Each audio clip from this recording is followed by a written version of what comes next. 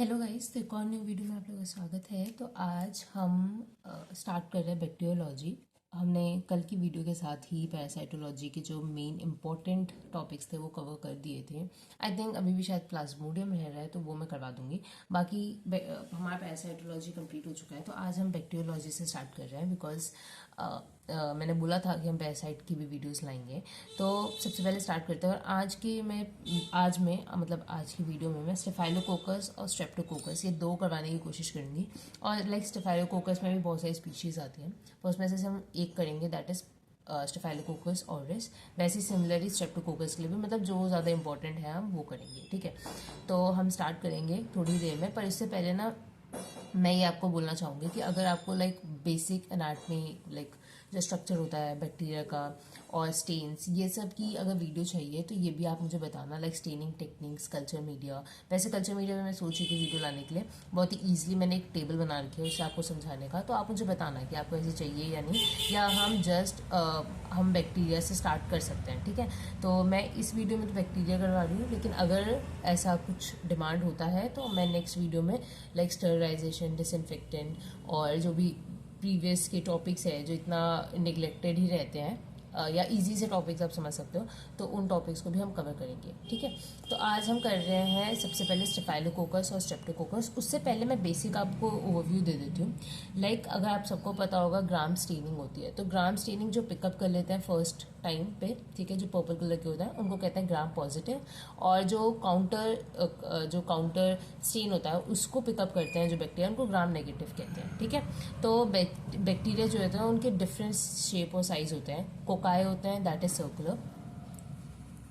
Bacilli होता है, that is rod shape. ठीक है, इसके अलावा भी और शेप के भी हो सकता है, स्पाइरल हो सकते हैं, ठीक है, जैसे स्पाइरोकीट्स होते हैं। ठीक है, और बहुत सारे टाइप के हो सकते हैं, कॉमर शेप्ड होते हैं। ठीक है, लेकिन ये मेजर होता है। ठीक है, अब कोकाई जो होता है वो ग्राम पॉजिटिव भी हो सकते हैं और ग्राम नेगेटिव भी।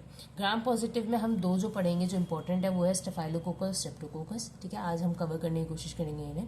ग्राम नेगेटिव में निजेरिया और मोलेक्सिला। निजेरिया ज़्यादा इंपॉर्टेंट है, इसमें दो स्पीशीज है, गोनोरिया और मेनिंजाइटिस। ठीक है, दोनों हम आगे वीडियोस में करेंगे। ठीक है, फिलहाल बेसिलाई में आप देखो, ग्राम पॉजिटिव में एसिटिनोमायोसिस, बेसिलर एंथ्रेक्स, क्लोस्ट्रीडियम, डिप्थेरिया और लिस्ट्रीडिया। ठीक है, तो इसमें से क्लोस्ट्रीडियम, बेसिलस एंथ्रेक्स और डिप्थेरिया, ये तीन हम करेंगे।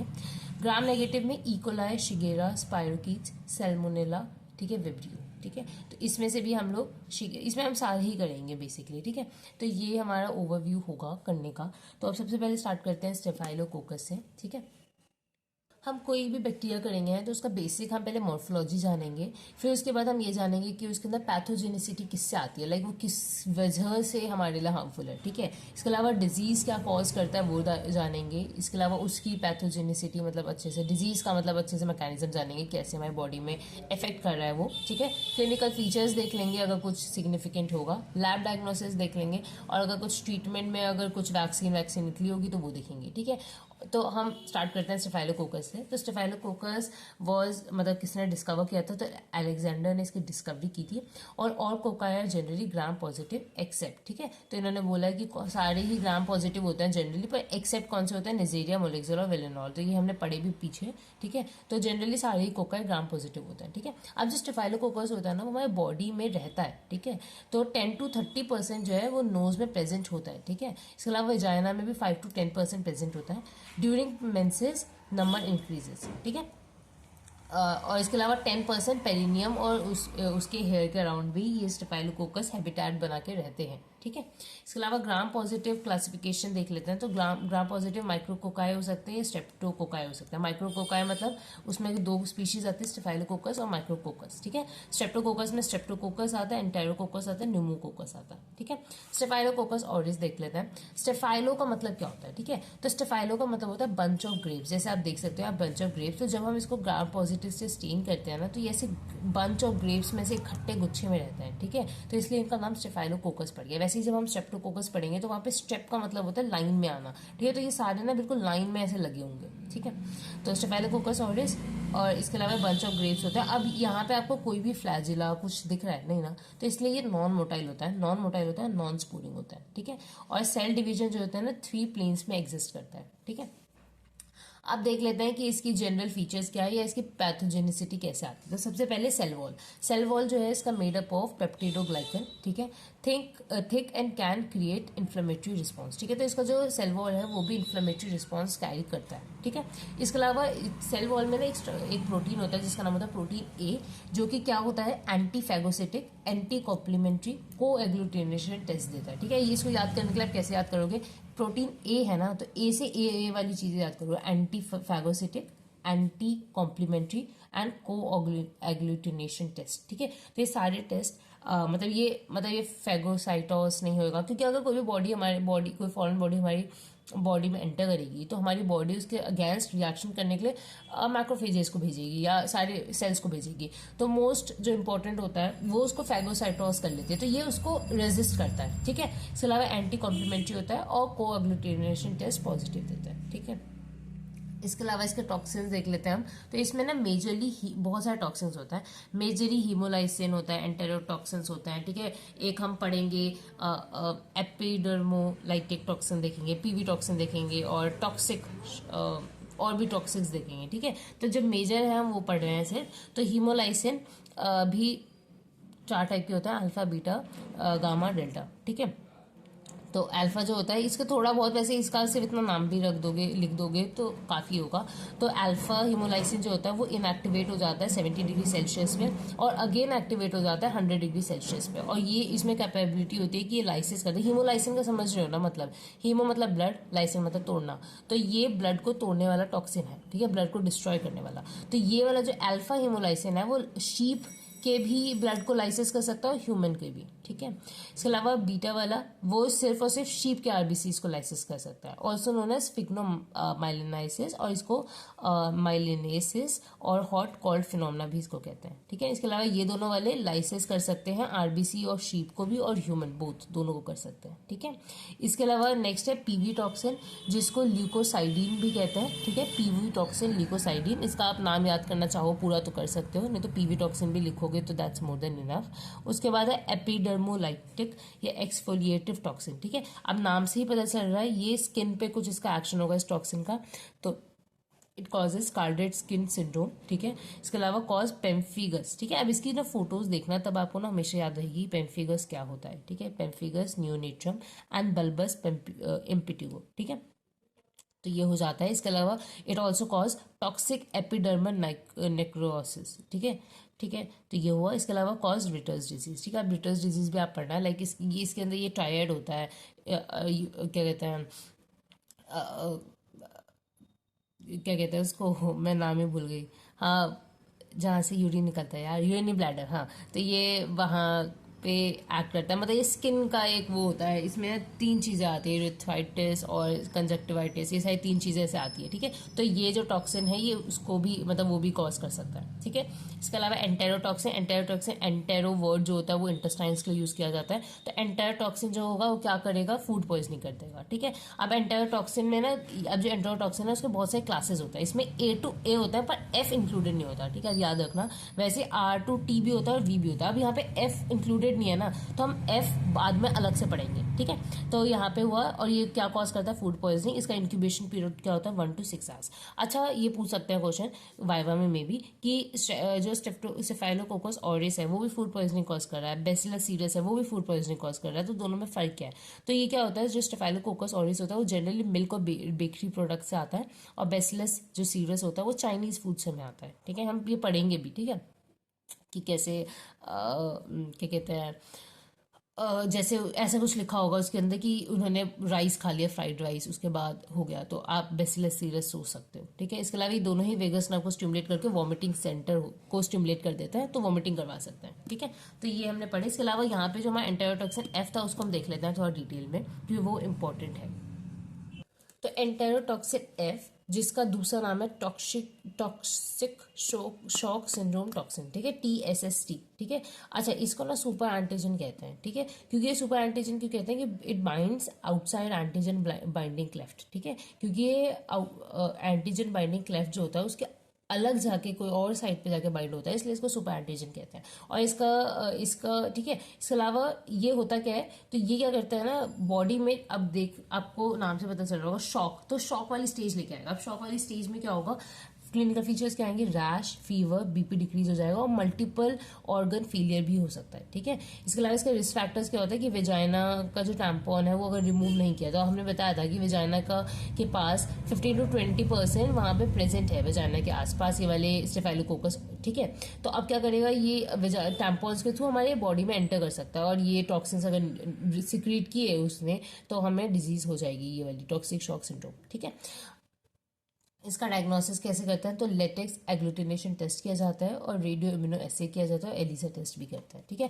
अब इसमें एंजाइम्स क्या क्या होता है स्टेफाइलोकोकस में। ठीक है, ये याद करने के लिए ये छोटी सी निमोनिक है, स्टेफाइलोकोकस आप पूरा लिख लो। उसके बाद क्या करो, सबसे पहले स्टेफाइलोकोकस से एक एंजाइम तो याद हो जाएगा, स्टेफाइलोकाइनेज, पूरे नाम से स्टेफाइलोकाइनेज। फिर टी से याद करना थर्मोस्टेबल न्यूक्लियस। ठीक है, इसके अलावा ठीक है, अब थर्मोस्टेबल न्यूक्लियस, अब न्यूक्लियस किया तो एक डीएनए भी कर ली लो। ठीक है, ये हो गया। इसके अलावा पीएच से क्या करोगे, फॉस्फेटेज होते हैं। ठीक है, एच वाई से क्या करोगे, हेरोनिडेज। ठीक है, इसके अलावा यहाँ पे 2C है, तो 2C वाले एंजाइम्स करेंगे, एक कैटालेज पॉजिटिव, एक कोगुलेज पॉजिटिव होता है। ठीक है, तो ये हुआ इसके, इसमें ये एंजाइम्स प्रेजेंट होता है। अब देख लेते हैं स्टेफाइलोकोकल क्या क्या डिजीज कॉज करता है। तो इसके लिए भी एक छोटा सा निमोनिक है जो बहुत ही अवेलेबल होता है यार, ये सब मैंने शायद यूट्यूब से ही निकाला होगा या आसपास ही। तो इसके लिए हमने सॉफ्ट पेन्स करके एक किया है। इसमें सबसे पहले स्टेफाइलोकोकल जो है ना ऑर्गेनिज्म, वो बहुत ज़्यादा प्रोमिनेंटली स्किन के इन्फेक्शंस में देखा जाता है। ठीक है, तो इसलिए इसी से हम याद कर सकते हैं इसका निमोनिक सॉफ्ट पेन्स। ठीक है, ऐसे सॉफ्ट टिश्यू इन्फेक्शन जैसे इम्पेटिगो, सेलाइटिस, फॉलिकुलाइटिस, फरंकल्स, एब्सिसेस, कार्बंकल्स। ठीक है, तो ये सारे जैसे बालों के आसपास दाने हो गए, फिर वो मर्ज हो गए, फरंकल्स बन गए, एब्सिसेस पस बन गया, फॉलिकुलाइटिस हो गया, फॉलिकल्स का इन्फ्लेमेशन हुआ, इम्पेटिगो एक हनी कलर मतलब क्रस्ट सा बन जाता है, सेलाइटिस भी एक बैक्टीरिया इन्फेक्शन है। ठीक है, तो ये सारे सॉफ्ट टिश्यू इन्फेक्शन हो जाते हैं। इसके अलावा ऑस्टियोमाइलाइटिस, ठीक है, बोन्स में इन्फेक्शन, फूड पॉइजनिंग, ये तो हमने देखा ही कौन से टॉक्सिन से हो रहा था, एंटेरोटॉक्सिन। ठीक है, इसके अलावा टॉक्सिक शॉक सिंड्रोम और टॉक्सिक एपिडर्मोनेक्रोसिस। ठीक है, फिर होता है निमोनिया, फिर होता है एक्यूट एंडोकार्डाइटिस। ठीक है, एक्यूट एंडोकार्डाइटिस और infective arthritis, necrotizing fasciitis, scalded skin syndrome and sepsis. ठीक है, scalded skin syndrome and sepsis ये भी होता है। इसके अलावा आप याद करना है कि एक्यूट एंडोकार्डाइटिस हो रहा है, ठीक है, तो वो कौन से वाल्व को इफेक्ट करता है, राइट या लेफ्ट। तो राइट वाल्व को अगर इफेक्ट कर रहा है ज़्यादा, मोस्ट कॉमनली स्टेफाइलोकोकस ऑरिस में होता है, और लेफ्ट वाल्व को कर रहा है तो एंटेरोकोकस में होता है। ठीक है, और जनरली आईवी ड्रग एब्यूजर्स में देखा जाता है। इसके अलावा अगर इंक्यूबेशन पीरियड 12 महीने तक का है तो वो स्टेफाइलोकोकस एपिडर्मिकस होता है। अगर ये स्पीशीज है, ठीक है, 3 स्पीशीज होती है, स्टेफाइलोकोकस ऑरिस, एपिडर्मिडिस और विरिडेंस। ठीक है, सॉरी एक मिनट, ये स्टेफाइलोकोकस एपिडर्मिडस है और ये स्ट्रेप्टोकोकस है। ठीक है, तो यहाँ पे मैंने भी दोनों एक ही जैसे लिख दिया, एसटी लगाना, स्ट्रेप्टोकोकस विरिडेंस। ठीक है, तो इन दोनों में डिफरेंशिएट करने के लिए इंक्यूबेशन पीरियड में देगा, इसमें 12 महीने से ज़्यादा होता है, इसमें 12 महीने से कम होता है। ठीक है, अब देख लेते हैं थोड़ा और इसके आगे और बारे में जान लेते हैं। ठीक है, तो हम लेबोरेटरी डायग्नोसिस कैसे करेंगे, सबसे पहले माइक्रोस्कोपिक एग्जामिनेशन करेंगे। तो अगर माइक्रोस्कोप में देखेंगे तो gram positive cocci bunch of grapes जैसे दिखेगा, हम बोल सकते हैं कि हाँ ये स्टेफाइलोकोकस हो सकता है। ठीक है, कल्चर मीडियाज होता है, कल्चर मीडियाज होते क्या है, कल्चर मीडियाज होते हैं कि उसके अंदर ना ग्रोथ की जाती है बैक्टीरिया की, जिससे हम ईजिली स्टडी कर सके उनको। ठीक है, और उनको नरिशमेंट प्रोवाइड करके, मतलब उनको अच्छे से स्टडी करना, माइक्रो ऑर्गेनिज्म को हम ग्रोथ करवाते हैं, उसको नरिशमेंट देते हैं, जिससे हम उसकी स्टडी कर सकते हैं, उसका डायग्नोस कर सके। ठीक है, उसका यूज कर सके बेसिकली। ठीक है, तो कल्चर मीडिया बहुत सारे टाइप के होते हैं, जैसे सिंपल मीडियाज होते हैं, डिफरेंशियल मीडियाज होते हैं, कल्चर एनरिचमेंट मीडियाज होते हैं, एनरिच्ड मीडियाज होते हैं, सिलेक्टिव मीडियाज, बहुत सारे टाइप के मीडियाज होते हैं। तो हम यहाँ पे देखते हैं इसके लिए कौन कौन सी यूज होता है। सबसे पहले ब्लड अगार यूज किया जाता है। ठीक है, ब्लड अगार यूज किया जाता है जिसमें नैरो जोन ऑफ हीमोलाइसिस आपको दिखेगा। ठीक है, मतलब क्या होता है, ये एक कल्चर प्लेट होगी, वहाँ पे ब्लड यूज किया जाता है, जनरली हॉर्स का यूज करते हैं। ठीक है, वहाँ पे डाला जाता है, उसके बाद वहाँ पे हमने स्टेफाइलोकोकस डाले तो वहाँ पे क्या हीमोलाइसिस करेगा, उसमें हीमोलाइसिन टॉक्सिन है, तो एक नैरो जोन ऑफ हीमोलाइसिस दिखेगा आपको। ठीक है, तो आप इसे आइडेंटिफाई कर सकते हैं। इसके अलावा न्यूट्रिएंट अगार यूज करते हैं। न्यूट्रिएंट अगार जैसे गोल्ड, उसके अंदर क्या होता है, गोल्डन येलो कॉलोनीज बन जाती है बिकॉज ऑफ स्टेफाइलोजेंथीन, एक पिगमेंट होता है स्टेफाइलोकोकस में, उसकी वजह से, ठीक है। इसलिए ऑरिस, ऑरिस आपको समझ आ रहा होगा गोल्ड से आया है, तो ये इससे नाम आया है इसका, ठीक है। और पर इसके प्रोडक्शन के लिए हमें 22 डिग्री सेल्सियस चाहिए होता है, एरोबिक कंडीशन चाहिए होता है, और नॉन डिफ्यूजिबल पिगमेंट होता है, ठीक है। इसके अलावा सेलेक्टिव मीडिया, सेलेक्टिव मीडिया क्या होता है आपको पता ही होगा, सिंपली मीडियाज होता है, लेकिन उसके अंदर जब हम ऐसी चीज़ें डाल देते हैं जिसकी वजह से किसी एक ऑर्गेनिज्म की ग्रोथ रुक जाए और दूसरे की बढ़ जाए, दैट इज सेलेक्टिव मीडिया। और ये होते क्या है, सॉलिड मीडियाज होते हैं, ठीक है। तो इसमें 3 हमें पढ़ना है बहुत इंपॉर्टेंट, सॉल्ट मिल्क अगार, मैनिटोल सॉल्ट अगार और लुडलाम्स मीडिया, ये भूलना मत, लुडलाम्स मीडिया, ठीक है। और बाकी बाकी भी मत भूलना, ठीक है। सॉल्ट मिल्क अगार, मैनिटोल सॉल्ट अगार और लुडलाम्स मीडिया, ठीक है। अब बायोकेमिकल टेस्ट देख लेते हैं। तो हमने जैसे देखा इसमें कैटलिस्ट एंजाइम है, तो ये कैटलिस्ट टेस्ट पॉजिटिव देगा। इसमें होता क्या है, हम H2O2 को लेते हैं, उसमें कैटलिस्ट डलवाते हैं, मतलब ये एंजाइम, ये ऑर्गेनिज्म डालेंगे, वो कैटलिस्ट प्रोड्यूस करेगा, तो वहाँ पे क्या होता है H2O प्लस O2 बनेगा। अब O2 की वजह से बबलिंग इफेक्ट आता है, अब बबलिंग आ गई तो हम समझ जाएंगे कैटलिस्ट टेस्ट पॉजिटिव है।